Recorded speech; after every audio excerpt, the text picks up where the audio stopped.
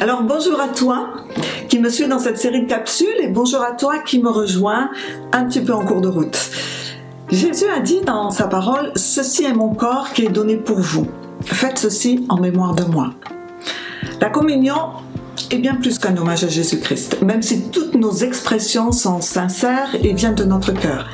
Bien sûr, nous devons lui être éternellement reconnaissants pour ce qu'il a fait pour nous, afin de nous racheter pour que l'on soit sauvé, justifié, juste aux yeux de Dieu le Père.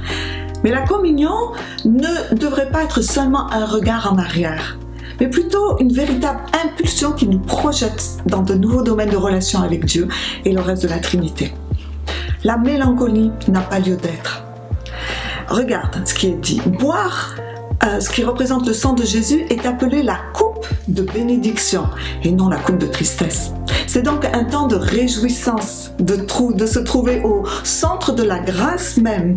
D'ailleurs, le nom Eucharistie veut dire, la première partie du mot E veut dire bon et la deuxième charis veut dire grâce. Car lorsque nous partageons le pain et le vin, nous devrions en fait être nourris, fortifiés et orientés vers un nouveau jour de partenariat et de victoire avec le Dieu Tout-Puissant. Alors, je ne pense pas que le désir de Dieu soit de nous voir commémorer ce qu'il a fait pour nous dans la tristesse. Commémorer dans la tristesse le sacrifice qui nous donne la vie. Non, c'est pas ce qu'il voulait. Ce serait en fait comparable à une personne qui nous offrirait un cadeau en nous demandant de nous lamenter continuellement sur le prix que cela lui a payé. Ce serait de la mesquinerie et Dieu n'est pas comme ça, loin de ça. Il est bon, vraiment bon. En fait, la communion est une réalité dans mon quotidien, dans le tien. Pourquoi? Parce que c'est un acte qui se base sur le sacrifice à la croix, qui est tout, sauf un acte dénué de vie. Car Jésus n'est pas resté dans la tombe, il est ressuscité. Et la communion nous fait nous rappeler cette vérité extraordinaire que nous sommes, nous aussi, morts et ressuscités, toi et moi, avec Jésus. Et tous les effets secondaires de cette vérité sont la nôtre, à toi comme à moi. C'est pas magnifique? Donc rien à voir avec l'attitude que l'on peut avoir autour d'un monument aux morts où il n'y a pas de vie. La communion est tout sauf statique, triste, passive. Car les trois dimensions temporelles, en fait, ils sont représentés. Hier, aujourd'hui et demain.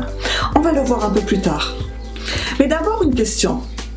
Pourquoi est-ce que Jésus, en fait Dieu, a-t-il choisi l'époque des Romains, d'après toi?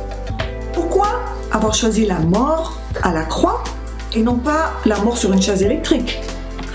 En essayant de répondre à cette question, je suis tombée sur une explication qui m'a remplie de joie et qui me parle vraiment beaucoup, tous les jours, surtout en cette période compliquée et incroyable que l'on vit.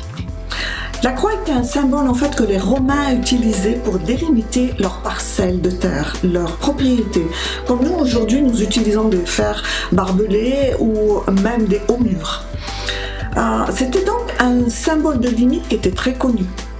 Et de plus, c'était un moyen que les Romains utilisaient pour les plus grands criminels, pour qu'ils meurent, qu'ils soient punis, exposés devant tous. En fait, la mort de la personne prenait beaucoup de temps, beaucoup de temps, la laissant passer par des souffrances atroces. Aucune partie du corps de Jésus n'a été épargnée, de sa tête à ses pieds, lors de cette mort à la croix, en passant par ses viscères et ses émotions. En choisissant cette mort et cette époque, je crois que Dieu nous dit quelque chose de particulier. Quelles que soient les limites naturelles ou humaines que l'on t'impose ou que toi-même t'imposes, et parfois dans lesquelles tu t'enfermes, elles ont été explosées à la croix et elles n'ont plus aucune force. En moi, tu n'as plus de limites. Et je suis le Dieu sans limite. Et si tu es mon enfant, alors toi non plus, tu n'as plus de limites. Tu peux tout par moi. De plus, comme toutes les parties de mon corps ont été touchées, alors toutes les parties de ton corps peuvent être guéries. Jésus n'a jamais été malade sur terre. Je ne sais pas si tu as réalisé cela. Il n'y avait aucune porte ouverte à l'ennemi en fait dans sa vie. Mais en mourant et en se couvrant de ton péché et du mien, c'est comme si toutes les portes étaient alors ouvertes et donnaient accès à l'ennemi. La maladie, sous toutes ses formes, est venue donc envahir son corps. Et c'est ce qu'il a emmené avec lui dans la mort. Et en ressuscitant, il nous a gagné le droit au salut, à la pleine santé et à la pleine liberté, sans aucune limite. Il t'a gagné le droit au salut, à la pleine santé et à la pleine liberté.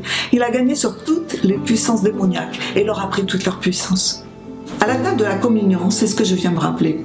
Car j'oublie souvent, ou je me laisse embarquer parce que le médecin a dit, ou parce que mon entourage me dit. Et j'ai besoin de me rappeler ce que le corps de Christ a enduré pour que moi j'ai une vie en abondance.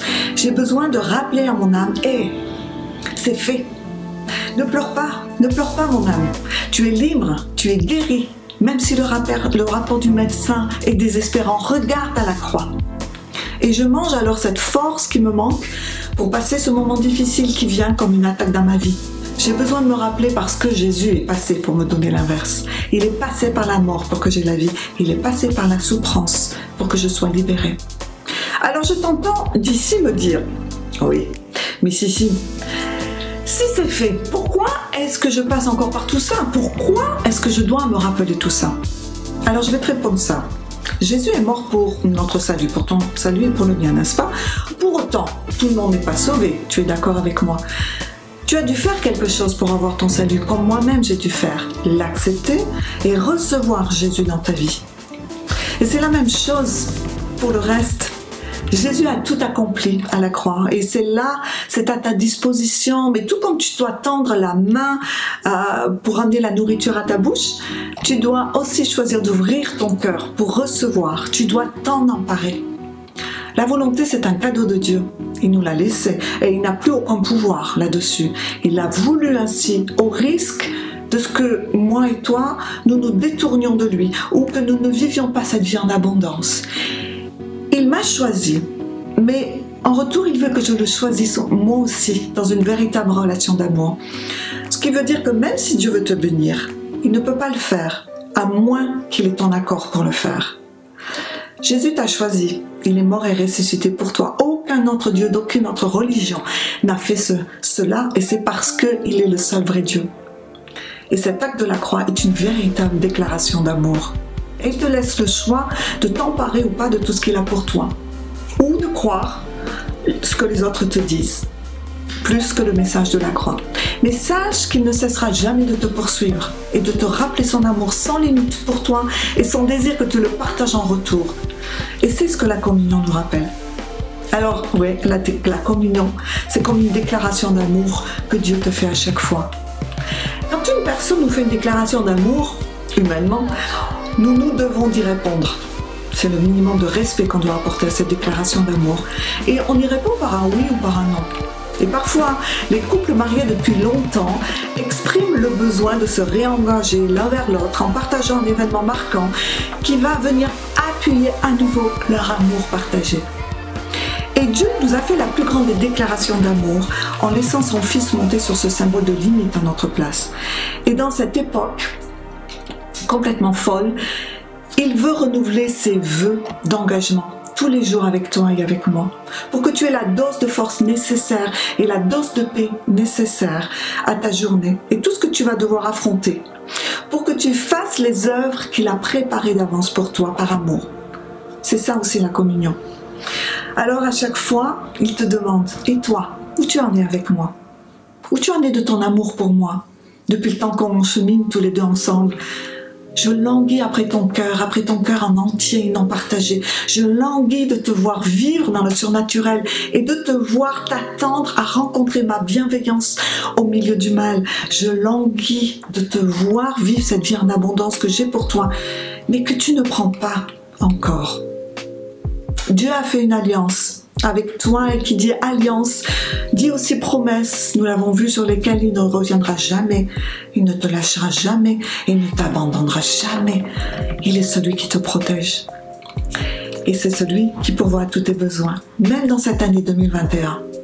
Mais c'est seulement au creux de ses bras que tu vas pouvoir dormir en paix, comme Jésus lui-même a dormi en paix au milieu de la tempête sur le bateau. C'est dans cette véritable intimité avec Jésus. C'est pour ça que par amour et non par obligation, il te demande de revivre avec lui, de te rappeler ce qu'il a subi dans son corps, comment il est mort et ressuscité pour toi, et de revivre avec lui chaque jour une déclaration d'amour au travers de la communion. Parfois, je vois Jésus dans une profonde tristesse de voir ses enfants ne pas s'emparer et prendre ce pourquoi il est mort à la croix. Et je le vois triste parce que ses enfants parlent plus de ce que le docteur a dit ou de ce que la situation dit que de ce que la parole de Jésus et son acte à la croix dit. Et j'ai envie d'hurler parfois lorsque j'entends des personnes parler dans les détails de leurs symptômes, du résultat d'analyse, etc. Sans parler de ce que la Bible dit sur le sujet.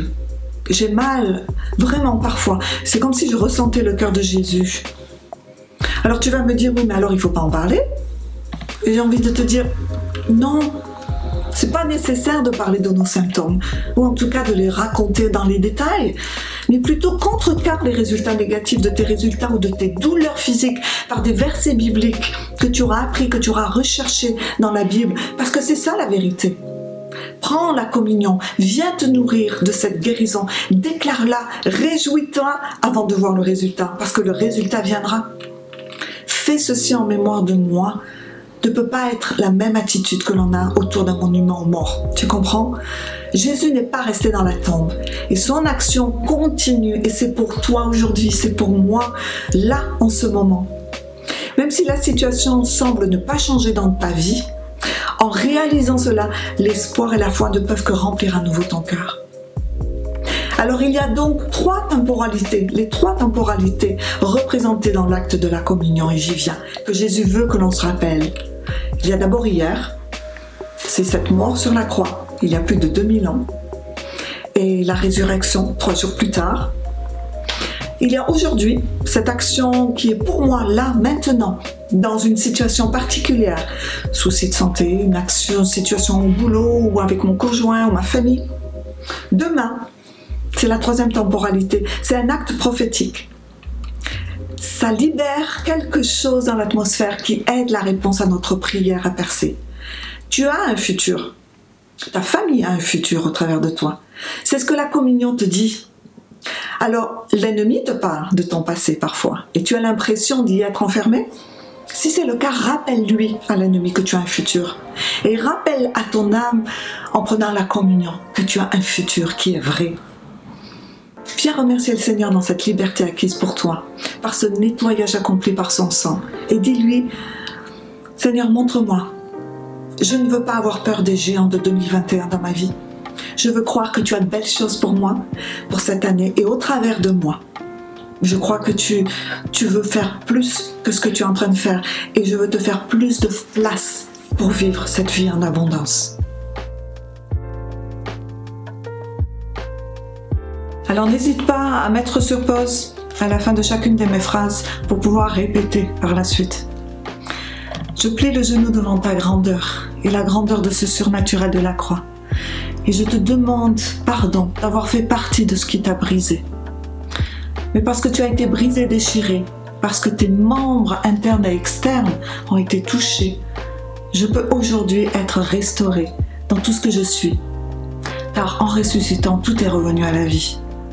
Merci Jésus d'être mort sur ce symbole de limite. Tu m'as fait co-héritier de ces bienfaits, de cette puissance qui coule à la croix. J'ai la vie totale en toi. Tu n'as rien oublié. Aucun domaine de ma vie n'a été oublié. Alors en mangeant ce qui représente ton corps, je mange tout ce que tu es, tout le bon que tu es pour mon corps et mon esprit. Et aujourd'hui, je veux manger particulièrement ta restauration. Je mange l'ouverture de mes yeux, du cœur pour voir comme toi. Et je veux le faire en conscience, en croyant que ce bout de pain insignifiant devient puissance en moi. Je bois maintenant ce qui représente ton sang, Jésus, quand tu nous l'as demandé. Tu m'as sauvé, je n'ai rien fait pour ça. Je veux réaliser que ton sang est la preuve d'une alliance que tu as faite avec moi et qui contient une promesse de connexion avec toi. Car je peux être constamment dans ta présence et sans intermédiaire. C'est une promesse de protection. Je me place, moi et ma famille, sous la protection de ton sang. C'est une promesse de provision, car tous mes besoins sont rencontrés à la croix. Je prie que ton sang me lave de toute colère, de toute amertume, de toute fierté ou tout faux raisonnement et fausse pensée te concernant, de toute idole cachée. Et je veux réaliser toute l'autorité que tu me donnes au travers de ce sang. Merci pour ce miracle qui prend place en moi alors que je bois ce qui représente ton sang. Amen.